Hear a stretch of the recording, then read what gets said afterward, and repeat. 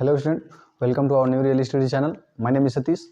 मैं आप लोगों को यहाँ क्लास 12 का फिजिक्स हिंदी माध्यम से एनसीईआरटी बुक से पढ़ा रहा हूँ आप लोगों को। तो ये हम लोगों का 9वां लेक्चर है और 8 वीडियो आप लोगों को प्रोवाइड कर दिया गया है। अगर आप लोग वो वीडियो नहीं देखे हैं तो कृपया जा करके वो वीडियो ज़रूर देखें, क्योंकि इसमें जो जितने भी कॉन्सेप्ट हैं सब इस वीडियो में यूज होने वाले हैं। ठीक है, तो ये हम लोग का क्लास 12 का है। ठीक है, और इस चैप्टर का नाम है इलेक्ट्रिक चार्ज एंड फील्ड, आवेश तथा वैद्युत क्षेत्र। ठीक ना, और ये 8 वीडियो आप लोगों को दे दिया गया, तो जरूर देख करके ही आए। ठीक ना, तभी ये समझ में आएगा। तो देखिए, हम लोग इसके पिछले वीडियो में क्या पढ़े थे, थोड़ा उसको रिवीजन कर लिया जाए। ठीक ना, तो मैं उसमें क्या बताता था, थोड़ा फटाफट रिवीजन कर लिया जाए, क्विक रिवीजन। ठीक ना, तो देखिए हम बताया था, मैं पहला पॉइंट, जो वैद्युत क्षेत्र की तीव्रता होती है वो किसी आवेश पर, ठीक ना, लगने वाला फोर्स होता है। वही क्या होता है, वही क्या कहलाता है, वैद्युत क्षेत्र की तीव्रता होती है। और इसका फार्मूला अगर एफ निकाला जाए, एफ इज टू, यहाँ से क्या निकलेगा, ये इधर क्रॉस मल्टीप्लिकेशन करेगा तो क्या जाएगा, F is to Q into E, ये फार्मूला हो जाएगा।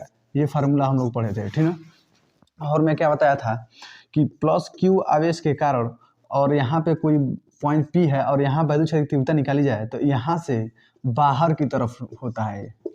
ठीक ना, जो पहला पॉइंट बताया था। और दूसरा पॉइंट मैं बताया था कि माइनस क्यू आवेश के कारण यहाँ पे कोई पॉइंट पी है, और ये पॉइंट सभी क्या है, इस वैद्युत क्षेत्र के भीतर ये काम हो रहा है। ये सभी निकाय कहाँ होने चाहिए, वैद्युत क्षेत्र के भीतर होने चाहिए। ये पॉइंट कहाँ होना चाहिए, अगर मान लीजिए यहाँ ये कोई आवेश है, प्लस आवेश, और ये इसका वैद्युत क्षेत्र कितना है, इतना दूरी पर है, तो ये पॉइंट जो पी है ये इसके अंदर ही होना चाहिए। इसके बाहर ले जाएंगे तो काम नहीं करेगा, इसके अंदर ही होना चाहिए। ठीक ना, तो देखिए, और माइनस क्यू आवेश जो है इसके तरफ से, ये अंदर की तरफ यहाँ वैद्युत क्षेत्र की तीव्रता लगेगा। और ये क्या है, ये सदिश दर्शाता है, वेक्टर दर्शाता है। ठीक ना, और मैं बताया था एक पॉइंट और, ठीक ना, वो क्या बताया था कि अगर यहाँ पे कोई आवेश क्यू है, ठीक ना, यहाँ पे कोई आवेश क्यू है और इसके वैद्युत क्षेत्र के भीतर ही कोई पॉइंट पी ले लिया जाए, और यहाँ पे वैद्युत क्षेत्र की तीव्रता अगर पूछा है कि क्या होगा, तो वो कितना होता है, ई बराबर होता है कि क्यू अपान आर स्क्वायर। ठीक ना, इतना हम बताए थे आपको। निर्वात के लिए 1/4πε0 के क्यू अपन आर स्क्वायर बताया था, और माध्यम के लिए ई बराबर 1/4πε0 के into q upon r square, इतना बताया था। यही पिछले लेक्चर में हम लोग पढ़े थे। अब इन्हीं पे सब पे क्या किया जाए, एक सवाल कर लिया जाए। हम लोग क्या कर रहे हैं, इस पे सवाल कर लिया जाए ताकि वो सारी कॉन्सेप्ट क्लियर हो जाए। ठीक ना, तो चलिए अब देखते हैं। तो चलिए उसी कॉन्सेप्ट को हम लोग क्या करते हैं, आज सिर्फ सवाल करना है बहुत आसानी से। तो देखिए, ये सवाल है आप लोगों के सामने और इसी को हल करना है। 2 सवाल है दिया हूँ, तो चलिए इसको हल करते हैं। अब सवाल कोई भी लगाइए, देखिए इसमें क्या क्या रहता है, ये फार्मूला बेस्ड होता है। अब एग्जाम में यही सब सवाल आता ही है आप लोगों को, और इतना ज़्यादा टफ नहीं आता है, और वो फार्मूला बेस्ड होता है। मतलब क्या क्या दिया है वो लिख लीजिए और क्या ज्ञात करना है, और फार्मूला लगा दीजिए, आपका जो निकालना रहता है अपने आप निकल जाता है। बस यही किया जाता है सब सवाल में, क्या दिया है वो लिख लेना है। ठीक ना, और क्या पूछ रहा है उसको निकाल लेना। जो दिया रहेगा उस फार्मूला में रख देंगे तो जो पूछेगा वो निकल ही जाएगा। देखिए कैसे सारे सवाल ऐसे ही आते हैं एग्जाम में। आप लोगों का ज़्यादा टफ नहीं आता है, ठीक ना, क्योंकि आप लोग कंपटीशन का तैयार नहीं करते हैं, आप कॉन्सेप्ट सीखने पर जोर डालिए आप लोग। ठीक ना, तो लिखिए दिया है, तो क्या क्या दिया है, क्या क्या दिया है, दिया है क्यू का मान दिया है, कितना दिया है, 5 माइक्रोकुलाम। तो माइक्रो का मान कितना होता है, 10⁻⁻6 होता है कुलाम, इतना हो गया। क्योंकि माइक्रो का मान जो होता है 10⁻, क्या होता है, -6 होता है। इतना आप लोगों को याद होना चाहिए। ठीक है, और क्या दिया है, एफ दिया है, कह रहा है यदि 5 माइक्रोकुलाम के आवेश वैद्युत क्षेत्र में हो, ठीक ना, वैद्युत क्षेत्र में हो मतलब इसका फिगर अगर बनाऊं तो ये क्या है, 5 माइक्रोकुलाम का आवेश है यहाँ पे। ठीक है, 5 माइक्रोकुलाम का आवेश है, इसका वैद्युत क्षेत्र इतना दूरी पर है। ठीक है, ये क्यू का मान है, इसका वैद्युत क्षेत्र कितना दूरी पर, इतना दूरी पर है, और इसी में कोई पॉइंट, यहाँ पे कोई बिंदु है। ठीक ना, यहाँ पे 10 न्यूटन का फोर्स लग रहा है। ठीक है, फोर्स कितना लग रहा है, 10 न्यूटन का। यही पूछ रहा है कि ई का मान क्या होगा, यही पूछ रहा है इसी बिंदु पे। ठीक ना, इसी बिंदु पे पूछ रहा है। तो ये फिगर हो गया, और इसको लगा लिया जाए तो देखिए एफ का मान दिया है और ई का ये क्या दिया है, क्यू का मान दिया है। तो क्यू का मान हम लोग लिख लिए, और एफ का मान क्या दिया है, तो एफ का मान दिया है आप लोगों का 10 न्यूटन। ठीक ना, और ये कूलाम में रहना चाहिए, ये न्यूटन में रहना चाहिए। ठीक ना, तभी हम लोग का सवाल लग पाएगा। ठीक ना, क्योंकि इसका मात्रक होता है न्यूटन प्रति कूलाम। अभी समझ में आ जाएगा। तो इसमें पूछ रहा है वैद्युत क्षेत्र की तीव्रता, वैद्युत क्षेत्र की तीव्रता ई से प्रदर्शित करते हैं, और ये पूछ रहा है कितना होगा, कितना होगा। तो हम लोग अभी फार्मूला पढ़े हैं, ई बराबर क्या होता है, एफ अपन क्यू होता है, यही ना फार्मूला होता है। वहाँ पे परीक्षण आवेश होता है तो क्यू नॉट हो जाता है, ये परीक्षण आवेश थोड़ी ना है, ये तो हम लोग सॉल्व कर रहे हैं, ठीक ना। तो ये होता है फार्मूला आप लोगों का, ठीक ना। अब देखिए जो दिया है वो रख दीजिए उठा के बस। तो ई बराबर क्या हो जाएगा, क्यू का मान है 5 गुणे नहीं बल एफ का मान कितना है 10 है, तो 10 हो गया। अब बटे इसका मान क्या है क्यू का 5 गुणे 10 पर घात क्या हो जाएगा -6, ठीक ना। ये नीचे है तो -6 है इतना, इसको ऊपर भेज दिया जाए तो क्या हो जाएगा प्लस हो जाएगा। तो 5 दूनी 10, तो इधर हो जाएगा 2 और गुणे क्या हो जाएगा, ये नीचे है तो माइनस में ऊपर जाएगा तो क्या हो जाएगा +6 हो जाएगा, ठीक ना। इसका मात्रा क्या होता है, ऊपर न्यूटन है तो न्यूटन कर लीजिए, बटे है तो प्रति कर लीजिए, मतलब बटा हो गया, बटे गुलाम। इसका मतलब हो गया ई का मान आप लोगों का क्या निकल गया 2 गुणे 10 पर घात 6 न्यूटन प्रति गुलाम। यही आप लोग क्या हो गया, ये आंसर हो गया, ठीक ना। इतना आप लोग समझ गए होंगे। तो इस पर अभी होमवर्क कराएंगे, ठीक ना। और ये देखिए इसको मैं बहुत आसानी से लगा दे रहा हूँ। तो देखिए इसको हल कर दे रहा हूँ, यहीं पे हल करने की कोशिश कर रहा हूँ। देखिए क्यू का मान दिया है कितना, देखिए कह रहा है यदि 10 माइक्रोकुलाम के आवेश 1 मीटर की दूरी पर स्थित हो, एक 10 माइक्रोकुलाम का आवेश, तो इसका फिगर बना लूँ मैं। तो ये फिगर है, ठीक ना। और यहाँ पे कोई आवेश है और इसे कितने दूरी पर है 1 मीटर की दूरी पर, और यहाँ पे कोई आवेश है कितना 10 माइक्रोकुलाम का, और कह रहा है कि यहाँ पे वैद्युत क्षेत्र की तीव्रता क्या होगी, ठीक है। तो वहाँ पे क्या होगी वैद्युत क्षेत्र की तीव्रता, यहाँ पे वैद्युत क्षेत्र की तीव्रता बराबर होगी ई बराबर के क्यू का मान कितना है 10 माइक्रोकुलाम बटे आर स्क्वायर, बटे आर स्क्वायर मतलब 1 का होल स्क्वायर। बस यही तो होगा, इसी को हम लोग को हल करना है, ठीक ना। तो देखिए कैसे, क्यू का मान दिया है ना, कह रहा है कि ये फिगर है आप लोगों का, इतना 1 मीटर की दूरी पर बताना है हम लोगों को। तो क्यू का मान दिया है 10 माइक्रोकुलाम, मतलब 10 माइक्रोकुलाम, माइक्रो का मान होता है कितना 10 गुणे 10 पर घात -6 कुलाम, इतना निकल गया, ठीक ना। और आर का मान दिया है, आर का मान कितना दिया है 1 मीटर, ठीक ना। और कह रहा है ई का मान क्या होगा, तो फार्मूला क्या होता है, फार्मूला होता है ई बराबर वैद्युत क्षेत्र की तीव्रता ई बराबर के क्यू अपान आर स्क्वायर, यही फार्मूला होता है ना, ठीक है, यही फार्मूला होता है, ठीक ना। कितना आप लोग समझ गए। अब सब का मान उठा कर रख दीजिए, क्यू का मान देखिए के का मान होता है 9 गुणे 10 पर घात 9, ठीक ना।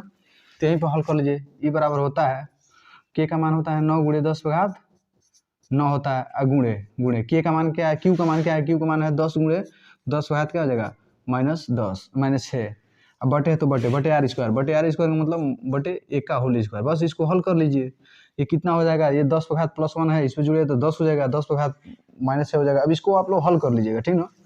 तो इसको आप लोग समझ गए होंगे। तो आई होप आप लोग को इतना समझ में आया होगा, तो इतना स्क्रीनशॉट लीजिए।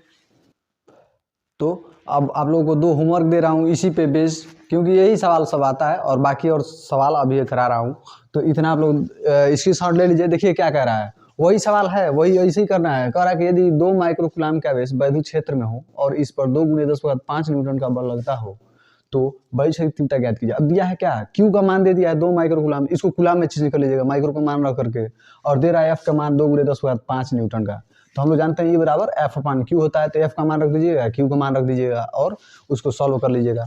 और ये कह रहा है 20 माइक्रोकुलाम के आवेश 2 मीटर की दूरी पर स्थित हो तो वहां वैद्युत क्षेत्र की तीव्रता ज्ञात कीजिए, ठीक है। ई बराबर के क्यू अपान आर स्क्वायर पर। तो देखिए क्यू का मान दिया है और आर का मान दिया है, तो ई बराबर के का मान होता है 9 गुणे 10 पर घात 9। अब समझ लीजिए कैसे, यहाँ पे क्यू का मान दिया है, ई बराबर हम लोग जानते हैं के क्यू अपान आर स्क्वायर होता है। तो क्यू का मान दिया है, क्यू का मान कितना दिया है, के का मान होता है कितना 9 गुणे 10 पर घात 9, ठीक है, गुणे क्यू का मान कितना होता है, क्यू का मान दिया है ये 20 माइक्रोकुलाम, तो इसको कुलाम में चेंज कर लीजिए, तो 20 गुणे 10 पर घात -6 कुलाम हो जाएगा, ठीक ना। और आर का मान दिया है, आर का मान कितना दिया है 2 मीटर, तो 2 मीटर ऑलरेडी है ये है बस। तो के का मान ई बराबर क्या हो गया, के का मान हो गया 9 गुणे 10 पर घात 9, क्यू का मान क्या है यही देखिए है, तो इस जगह 20 गुणे 10 पर घात -6, फिर बटे है तो बटे कर लीजिए, बटे आर स्क्वायर तो 2 का होल स्क्वायर। बस इसी को आप लोग हल कर लीजिएगा तो आप लोगों का मान निकल जाएगा। तो यही होमवर्क है आप लोगों का, और चलते हैं आगे वाले सवाल पर, तब तक स्क्रीनशॉट। तो देखिए ये हम लोगों का अगला सवाल क्या कह रहा है, एक समबाहु त्रिभुज की भुजा स्मॉल ए है, इसके प्रत्येक शीर्ष पर प्लस क्यू आवेश रखा गया है, तो इसके केंद्र पर लगने वाला वैद्युत क्षेत्र की तीव्रता ज्ञात कीजिए। बल बोल दिया हूँ मैं, ठीक ना। तो लगने वाला वैद्युत क्षेत्र की तीव्रता ज्ञात कीजिए, ये लिख लीजिएगा, ठीक ना। तो लगने वाले वैद्युत क्षेत्र की तीव्रता ज्ञात कीजिए। तो देखिए ये हम सवाल पीछे कर चुके हैं, अब आप लोगों को ये लगेगा कि अरे यार इससे तो मुलाकात हो चुका है, तो इसको तो चलिए फोड़ते हैं, ठीक ना।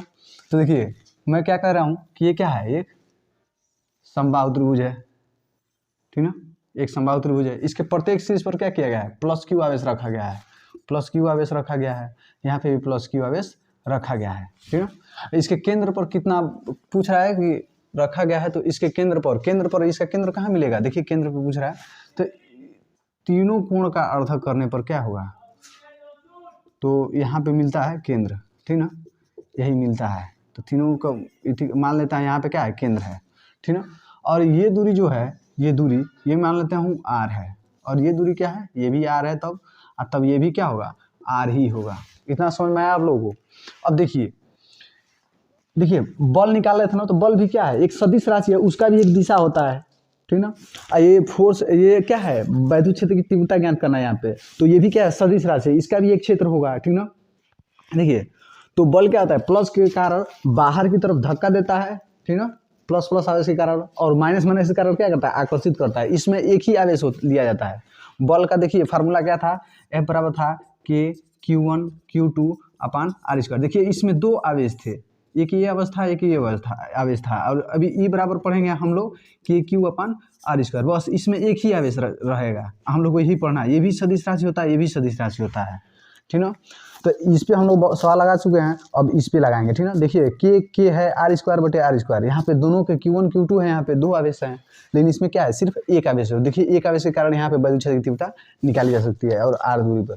तो मान लेता हूँ ये मिलके एक निकाय बना रहा है, और ये मिलके एक निकाय बना रहा है, और ये इतना मिलके एक निकाय बना रहा है। इसका मतलब इसमें भी तीन निकाय होंगे, इसका मतलब तीन इसमें भी वैद्युत क्षेत्र की तीव्रता होगी, जैसे बल में तीन लगता था, ठीक ना।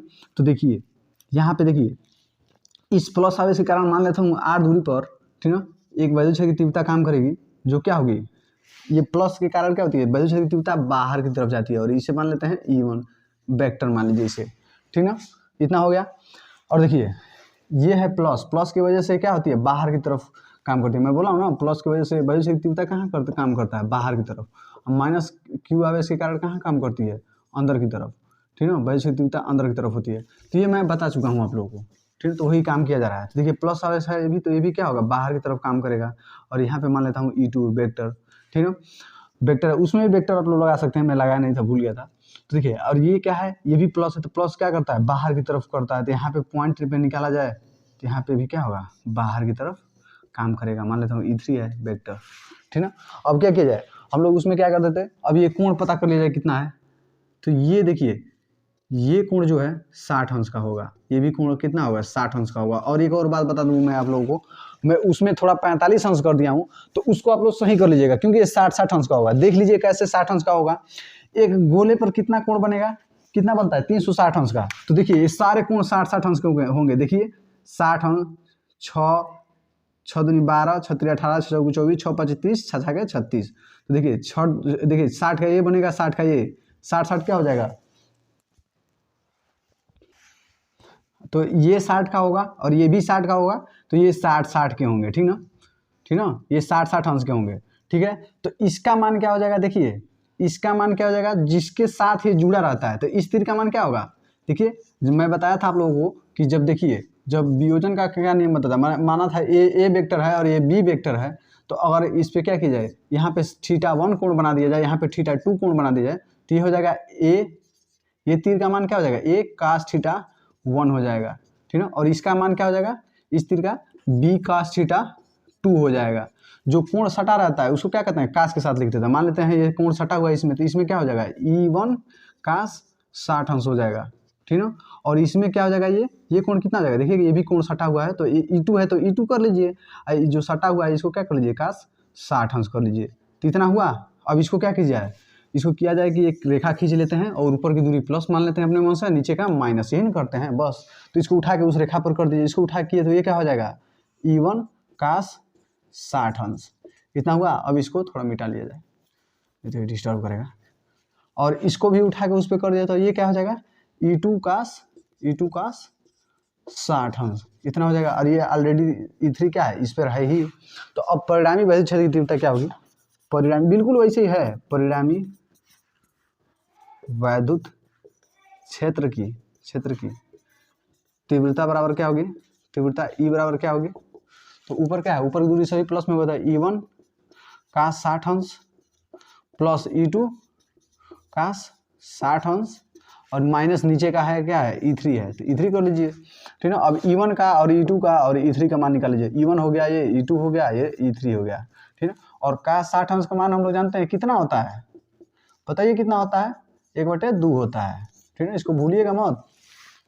तो देखिए E1 का मान क्या होगा, तो देखिए अभी मैं बताया हूँ कि कहीं दूरी पर मान लेते हैं यहाँ पे कोई आवेश Q है, ठीक ना, और इससे R दूरी पर यहाँ पे कोई पॉइंट P है और यहाँ वैल्यू की तीव्रता कितनी होती है कि Q/R² होती है। तो यही फिगर है हम लोग का, ठीक ना, और इतना ही है। तो यही फिगर यहाँ पे अपनाया जाए। देखिए यहाँ पे कोई आवेश है और इससे R दूरी पर मान लेते हैं कौन सा क्षेत्र है, E1 है। तो E1 का मान क्या होगा, यहाँ पे देखिए K है फार्मूला में, तो K कर लीजिए, Q है तो Q क्या है, Q ही है, अब बटे R², तो बटे इन दोनों मतलब इस पॉइंट के बीच और इसके बीच दूरी क्या है, R है, तो अपन स्मॉल r का होल स्क्वायर, इतना ही हो गया बराबर।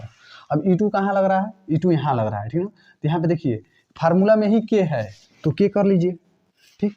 और उसके Q इसमें कौन है, ये काम कर रहा है Q का, आवेश का, तो Q हो गया बटे इस पॉइंट का और इस आवेश के बीच की दूरी कितनी है, स्मॉल r है, तो स्मॉल r का होल स्क्वायर। बस यहाँ पे देखिए E3 का मान निकाला जाता है, E3 का यहाँ से लग रहा है ना, तो देखिए यहाँ पे फार्मूला में ही है K, तो यहाँ पे बराबर कर लीजिए Q, यहाँ पे Q का काम कौन कर रहा है, यही Q कर रहा है, तो इसको भी Q कर लीजिए। अब बटे इन दोनों के बीच की दूरी, इस आवेश के और इस बिंदु के बीच की दूरी कितनी है, स्मॉल r है, तो वही स्मॉल r का होल स्क्वायर।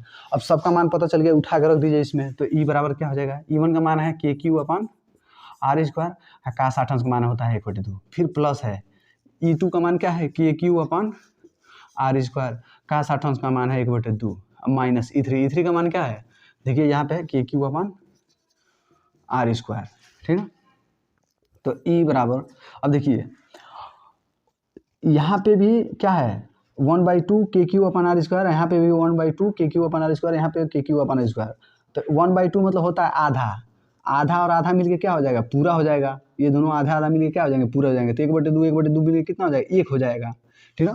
कहीं भी किसी भी चीज़ का 1/2 प्लस 1/2 मिलता है तो कितना हो जाता है, 1/1 हो जाता है, कट के क्या हो जाता है, 1 आ जाता है। पूछे कैसे, देखिए एलसीएम क्या होगा, 2 होगा, ठीक है। तो इसका एलसीएम कैसे लिया जाएगा, तो बटे कर लीजिए, 2 एलसीएम है तो 2 कर लीजिए, और ऊपर 1 है तो 1 हो जाएगा, +1 है तो +1, फिर 1 हो जाएगा, 1 हो जाएगा, फिर क्या हो जाएगा 1 2, 2/2 कट के क्या हो जाएगा, 1 हो जाएगा। तो मतलब किसी भी चीज़ का आधा मिलता है तो 1 हो जाता है। देखिए ये भी 1/2 है, 1/2 है, ये दोनों मिलकर क्या हो जाएंगे, 1 हो जाएंगे, और फिर 1 हो जाएगा तो ये क्या बचेगा, KQ/R², ये 1/2 मिलेगा तो क्या हो जाएगा, 1 हो जाएगा, तो 1 लिखने की कोई ज़रूरत नहीं है, और माइनस है तो माइनस KQ/R²,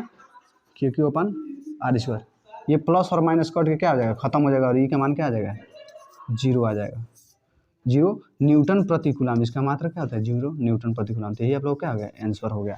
तो अभी आप लोग इतना समझे हैं, अब इसको एक बार और समझ लीजिएगा, थोड़ा आप लोग एडजस्ट कीजिएगा, थोड़ा यहाँ पे शोरगुल हो रहा है, तो देखिए क्योंकि थोड़ा लाइट चला गया है, और लाइट चला गया तो थोड़ा खिड़की खोला हो तो उसी में से आवाज़ आ रहा है, थोड़ा बाहर बहुत लोग शोर कर रहे हैं, तो देखिए तो यहाँ पे मैं आवेश ले लिया हूँ, एक समबाहु त्रिभुज है जिसकी भुजा क्या है, स्मॉल ए है, ठीक ना, तीनों भुजा है, और इसका प्रत्येक कोण 60 अंश का है, तो 60 अंश का, तो ये भी सब 60 अंश के होंगे, ठीक ना, यही लॉजिक है। और देखिए यहाँ पे क्यू आवेश रख दिया गया, इससे यहाँ पे तीनों को कोण को मिलाया गया, तो यहाँ पे केंद्र मिल गया, और यही केंद्र पर हम लोग को वैसे की तीव्रता परिणामी निकालना है, ठीक ना। तो देखिए इसके वजह से E1 बाहर की तरफ लगेगा, क्योंकि प्लस है तो प्लस के कारण बाहर की तरफ लगेगा, तो देखिए E1 का यहाँ बाहर की तरफ हो गया, और E2 भी प्लस है, प्लस के कारण वैसे की तीव्रता बाहर की तरफ जाती है, देखिए बाहर की तरफ जा रही है, E2 हो गया, और इसकी वजह से बाहर वैसे की तीव्रता प्लस है तो बाहर की तरफ जाएगी, तो देखिए बाहर की तरफ हो गई। अब क्या कर रहा हूँ, इन दोनों का इस तीर का मान निकाल रहा हूँ, क्योंकि ये 60 अंश का हो रहा है, तो 60 अंश का हो गया तो कोण 60 है तो E1 cos थीटा हो जाएगा, 60 अंश है तो 60 अंश कर लीजिए, ये क्या हो जाएगा, E2 का 60 अंश हो जाएगा, ये दूसरा हो गया। अब इनको क्या कर रहा हूँ, उठा के इस रेखा पर कर दे रहा हूँ, एक रेखा खींच दिया हूँ, उसको ऊपर वाला दूरी प्लस मान लिया हूँ, नीचे का माइनस मान लिया हूँ, इसको उठा गया हूँ तो ये हो गया E1 cos थीटा, इसको भी किया हूँ तो E2 cos थीटा हो गया, नीचे वाला तो E3 है। तो परिणामी जो बल होगा, इसको प्लस में लिया गया है तो इसको प्लस में कर दिया जाए, इसको माइनस में लिया गया है तो इसको माइनस में कर दिया गया है, और सबका मान निकाल के रख दिया गया और काट पीट के इतना आंसर आ गया। तो आप लोग समझ रहे होंगे, स्क्रीनशॉट लीजिए। तो चलिए अब एक और सवाल देखते हैं। तो ये क्या है, देखिए कुछ भी दिया हो, आप बस सवाल का लैंग्वेज समझ लीजिए और उसका फिगर बनाइए, अपने आप पता चल जाएगा। अब ये सवाल आप लोग कर लेंगे, क्योंकि मैं यही सवाल 4th वाले में काफ़ी मेहनत किया था बताने में, तो अब आप लोगों को बहुत अच्छे से समझ आ रहा होगा। देखिए एक समबाहु त्रिभुज की भुजा स्मॉल ए है, तो चलिए स्मॉल ए क्या है, समबाहु त्रिभुज की भुजा है स्मॉल ए, ठीक ना। और कह रहा है इसके प्रत्येक शीर्ष पर प्लस क्यू आवेश रखा गया है, तो इसके प्रत्येक शीर्ष पर क्या हो गया, प्लस क्यू आवेश रख दिया जाए। तो इसके प्रत्येक शीर्ष पर प्लस क्यू आवेश रख दिया गया है। तो इसके शीर्ष पर वैद्युत क्षेत्र की तीव्रता ज्ञात कीजिए, किसी भी शीर्ष पर। तो इसके एक शीर्ष पर ना, इसके एक शीर्ष पर चाहे इस पे निकालिए, चाहे इस पे निकालिए, चाहे इस पे निकालिए, बराबर लगेगा। कहीं भी निकाल दीजिए, आप ही बोल दीजिए कहाँ निकाल दूँ, सब जगह वही मान आएगा, ठीक ना। तो कहीं भी निकालिए, तो मैं मान लेता हूँ मैं यहाँ निकाल रहा हूँ, ठीक ना, यहाँ पे निकाल रहा हूँ, कह रहा हूँ कि वैद्युत क्षेत्र की तीव्रता क्या होगी यहाँ पे, ठीक ना। तो देखिए अब ये जो है, ये इस शीर्ष पर कितना बल लगाया, अब इसको यहाँ पे कोई ज़रूरत नहीं है, और देखा जाए तो यहाँ पे निकालना है तो इसका इस आवेश का कोई ज़रूरत नहीं है, क्योंकि जो ये जो फिगर बनता है, और मान लीजिए यहाँ पे क्यू आवेश है और इससे r दूरी पर कोई पॉइंट P है, और यहाँ पे हमको वैद्युत क्षेत्र की तीव्रता ज्ञात करनी है, तो कितना होता है, तो वो होता है कि इस क्यू का मान इन दोनों के बीच की दूरी, इस पॉइंट की और इसके अपान r², यही फार्मूला होता है, ठीक ना। तो इन दोनों के बीच की दूरी है, और यहाँ पे क्यू रखने का कोई ज़रूरत नहीं है, वो सिर्फ कहने के लिए दिया है, और वहाँ पे निकाल लिया जाए, उसको मिटा दीजिए, चाहे लिख लीजिए, उससे कोई मतलब नहीं है। तो मैं मिटा दिया हूँ उसको, ठीक ना। देखिए उससे कोई प्रभाव नहीं पड़ेगा उससे, ठीक ना। तो ये क्या करेगा, प्लस क्यू है ना, तो प्लस क्यू क्या करता है, बाहर की तरफ लगाता है। देखिए जो प्लस क्यू होता है वो बाहर की तरफ वैद्युत क्षेत्र तीव्रता भेजता है, और जो माइनस क्यू होता है वो क्या करता है, अंदर की तरफ वैद्युत क्षेत्र तीव्रता को खींचता है, ठीक ना। तो ये प्लस है ना, प्लस क्या करेगा, बाहर की तरफ लगेगा वैद्युत क्षेत्र तीव्रता। तो इसमें मान लेता हूँ मैं E1 इधर लग गया, ठीक ना, E1 वेक्टर उधर लग गया, ठीक ना। अब ये देखिए, और इसके वजह से कहाँ लगेगा, इसके वजह से भी ये भी तो प्लस है, तो ये भी तो बाहर की तरफ लगाएगा, तो ये भी बाहर की तरफ लगाएगा, तो बस ये भी कर लीजिए। ये क्या है, ये क्या है, ये इसके वजह से E2 लग जाएगा, तो E2 हो गया, ये भी वेक्टर हो गया। और ये सब कोण 60-60 अंश का होता है, समकोण त्रिभुज का 60-60 अंश का कोण होता है, ठीक है।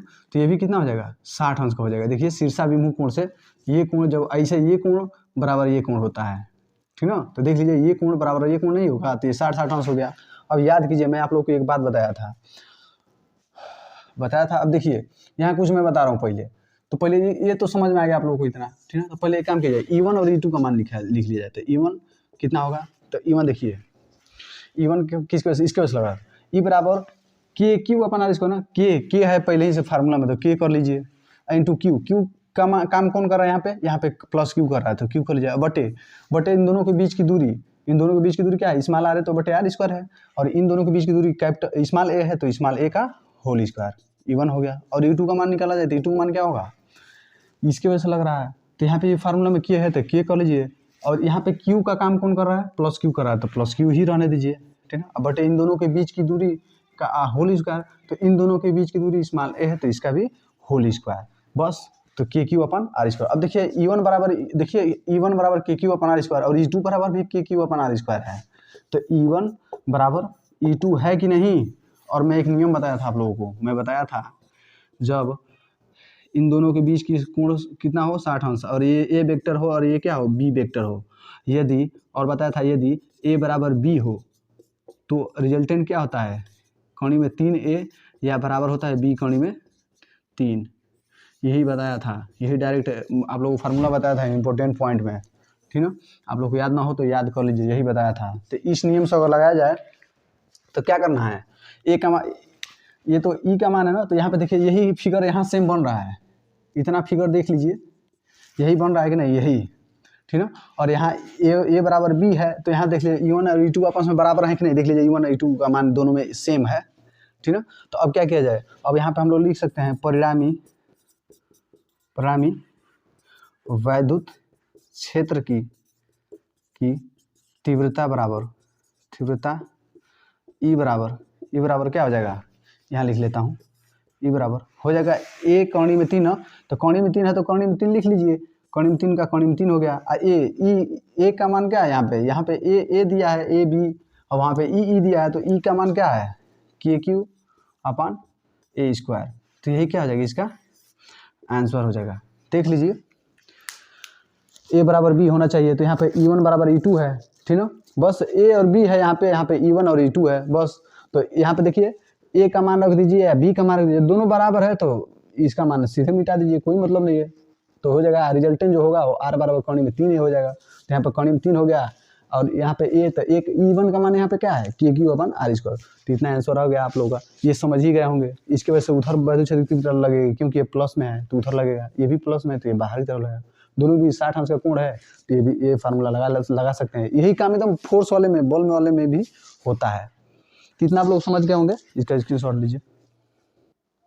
तो चलिए एक और इस पे सवाल हल कर लेते हैं और दो आप लोगों को क्या करेंगे होमवर्क में देंगे, एक त्रिभुज पे और एक वर्ग पे। तो आप लोग होमवर्क में करके आइएगा, उसका स्क्रीनशॉट ले लीजिएगा, ठीक ना। तो चलिए ये सवाल दिया हुआ है आप लोगों को, एक वर्ग की भुजा ए स्मॉल ए है और इसके प्रत्येक शीर्ष पर प्लस क्यू आवेश रखा गया है, तो इसके केंद्र पर लगने वाला वैद्युत क्षेत्र की तीव्रता ज्ञात कीजिए। तो क्या कर रहा है, एक वर्ग की भुजा स्मॉल ए है। तो चलिए हम वर्ग बना लेते हैं।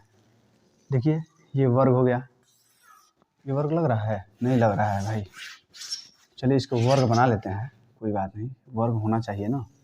चलिए इसका भुजा क्या है, स्मॉल ए है और कह रहा है कि इसके प्रत्येक शीर्ष पर प्लस क्यू आवेश रखा गया है और इसके ये भी शीर्ष है तो प्लस क्यू हो गया, ये भी शीर्ष है प्लस क्यू हो गया, इसमें भी प्लस क्यू हो गया। और इसका कह रहा है इसके केंद्र पर लगने वाला वैद्युत क्षेत्र की तीव्रता ज्ञात कीजिए। इसका केंद्र कैसे मिलेगा, आप लोग इसको मिला दीजिए, विकर्णों को आपस में मिला देंगे, जहाँ काटेगा जहाँ प्रतिच्छेद करेगा वही क्या होगा, केंद्र की यहीं पे निकालना है, ठीक ना। कह रहा है कि यहीं पे परिणामी का मान क्या होगा, ठीक ना। तो अब देखिए मैं बोला हूँ ना, यहाँ पे मान लेता हूँ कोई आवेश क्यू है, इससे r दूरी पर कोई पॉइंट है P और यहाँ पे वैद्युत क्षेत्र की तीव्रता कितनी होती है KQ/R², यही होता है, ठीक ना। वो भी यहाँ होता है इस बिंदु पे, यहाँ नहीं, ठीक है, इससे r दूरी पर होता है। तो देखिए ये Q है ना, ये Q ये यहाँ पे निकाल अपना प्रभाव दिखाएगा और यहाँ पे वैद्युत क्षेत्र की तीव्रता ज्ञात करनी है, ठीक ना। तो देखिए मैं काम करता हूँ, इसके वजह से क्या होगा, ये प्लस है तो बाहर की तरफ लगाएगा तो E1 किधर लगेगा, E1 इधर लगेगा और ये भी प्लस है तो ये कहाँ लगाएगा, इधर लगाएगा, तो ये क्या हो जाएगा, वो भी प्लस है तो बाहर की तरफ लगाएगा और ये हो जाएगा E2 हो जाएगा, ठीक ना। वेक्टर भी लिख सकते हैं क्योंकि सदिश राशि होती है, मन हो तो लिख सकते हैं क्योंकि दिशा तो आप लोग बता ही रहे हैं कि किधर लगेगा, ठीक है। और ये भी प्लस है तो ये भी क्या करेगा, बाहर की तरफ लगाएगा। तो देखिए ये हो गया E3 हो गया, वेक्टर कर लीजिए सदिश है तो ये भी प्लस है तो ये भी क्या करेगा, बाहर की तरफ लगाएगा, तो ये भी क्या हो जाएगा E4 वेक्टर हो जाएगा, ठीक ना। अब देखिए मैं क्या करता हूँ, अपने पास एक रेखा खींच देता हूँ, ठीक ना, इसके बीच से, ठीक ना। तो अब क्या होगा, ये 45 अंश का कोण बनेगा, ये भी 45 अंश का कोण बनेगा और ये भी 45 अंश का कोण बनेगा और ये भी 45 अंश का कोण बनेगा, ठीक ना। तो इसको काम करते हैं, जो ऊपर है उसको ऊपर का दूरी पहले प्लस मान लेते हैं, जो नीचे है उसको माइनस मान लेते हैं और दो वाले को ऊपर कर देते हैं। पहले तो इस तीर का मान निकाल लिया जाए, तो इस तीर का मान कितना होगा, E1 है तो E1 और जो कोण सटा है इसके साथ कास के साथ लिख सकते हैं, तो कास 45 अंश, E1 कास 45 अंश होगा। और ये इस तीर का मान निकाला जाए तो ये कोण सटा हुआ है क्या, 45 अंश, E3 है तो इसको लिख सकते हैं E3 कास 45 अंश।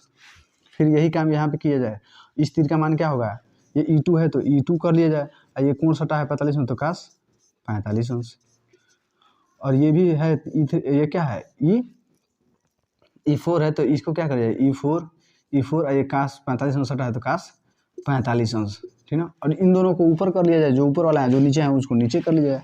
तो इसको चलिए मैं यहाँ करता हूँ तो ये हो जाएगा, इसको इस तीर को उठा के इस पर कर रहा हूँ तो कितना हो जाएगा E1 कास 45 अंश, इसको उठा के इस पर कर रहा हूँ, इस पर कर रहा हूँ तो क्या हो जाएगा E2 नहीं E3 है तो हो जाएगा E3 कास 45 अंश। और ये जो नीचे वाला है इसको अगर मैं उठा के इस पर करूँ तो ये हो जाएगा E4 कास 45 अंश, ये चौथा वाला उठा के रखा हूँ तो, और इसको रखूँगा इसको तो ये कितना हो जाएगा E2 कास 45 अंश, तो हो जाएगा E2 कास 45 अंश। बस फिगर बन गया, कंप्लीट है। क्या क्या हूँ, प्लस प्लस जो है तो सभी लोग एक दूसरे से वैद्युत क्षेत्र की तीव्रता क्या करेंगे, बाहर की तरफ लगाएंगे, बाहर की तरफ लगा दिया गया। एक अपनी तरफ से रेखा खींच लिया और कोण पता कर लिया कितना कितना लगेगा। अब कोण चिपका है तो E1 कास ये क्या हो जाएगा 45 अंश, ये भी क्या हो जाएगा 45 अंश, कास के साथ लिख दिया जाएगा और सबका तीर उठा के और इस रेखा पे कर दिया जाएगा। जो ऊपर है उनको ऊपर प्लस कर दिया गया है और रख दिया गया और जो नीचे है उनको प्लस करके रख दिया गया है, ठीक ना। ये फोर्स में कराया हूँ और आप लोग वहाँ सीखे होंगे तो यहाँ तो करने का जरूरत नहीं है, लेकिन मैं फिर भी सिखा रहा हूँ आप लोगों को क्योंकि मैं एक भी कॉन्सेप्ट छोड़ नहीं रहा हूँ, ठीक ना। और 1 से 2 वीडियो में ये चैप्टर इतना खतरनाक तरीके से आप लोग खत्म करेंगे कि कुछ भी बचेगा ही नहीं इसमें से, ठीक ना। क्योंकि अब इसमें वैद्युत क्षेत्र वैद्युत ध्रुव बचा है और वैद्युत द्विध्रुव बस, और अक्षीय स्थिति निरक्षीय स्थिति।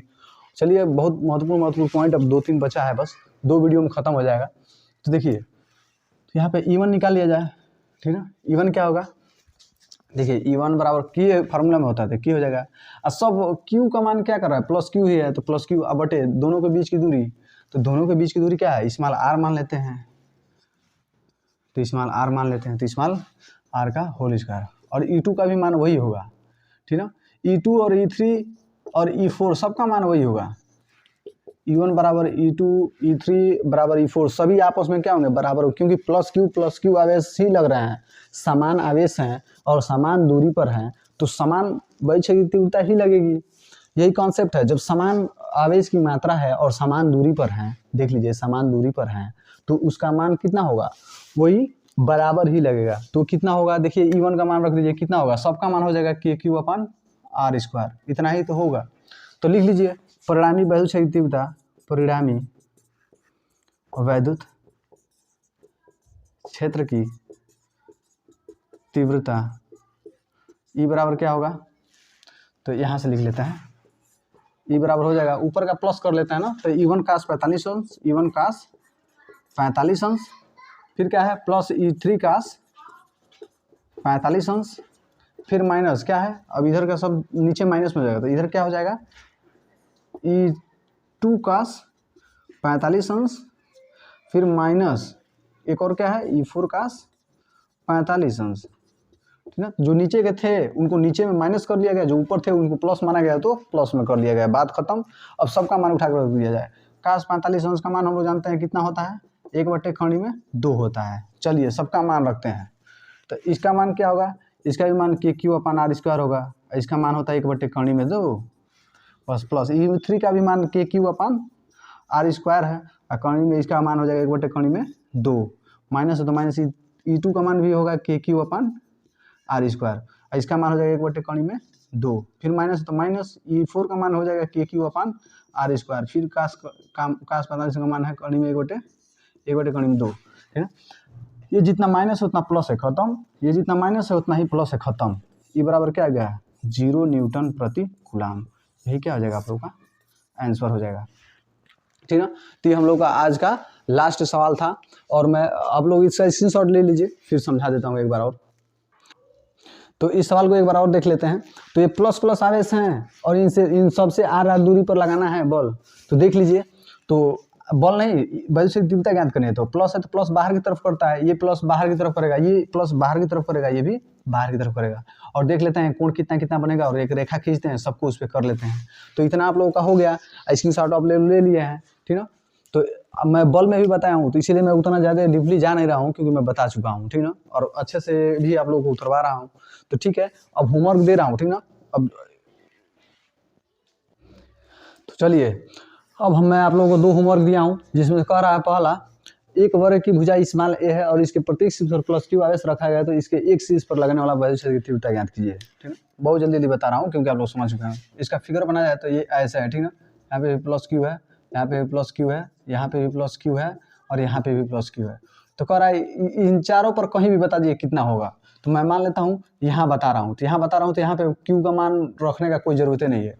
और इसका जो कण होगा वो होता है 2 कणी में नहीं, 1 कणी में 2, ये हो जाएगा ये दूरी, और ये तो सब ए है, ये है, ठीक ना। और यहाँ पे निकालना है, तो यहाँ पे ई का मान क्या होगा, यही पूछ रहा है, ठीक ना।